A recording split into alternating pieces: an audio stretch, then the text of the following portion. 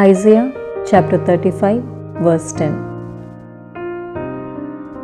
And those the Lord has rescued will return. They will enter Zion with singing. Everlasting joy will crown their heads. Gladness and joy will overtake them, and sorrow and sighing will flee away. Amen. యెషయా గ్రంథం 35వ అధ్యాయం 10వ వచనం. యెహోవా విమోచించిన వారు పాటలు పాడుచు తిరిగి సియోనునకు వచ్చెదరు. వారి తలల మీద నిత్యానందముండును. వారు ఆనంద సంతోషములు గలవారై వచ్చెదరు. దుఃఖమును నిట్టూర్పును ఎగిరిపోవును. ఆమెన్. ఇది కూడా అలాగే ఉంది. Prayer request to susan.desi@gmail.com. We will pray for you.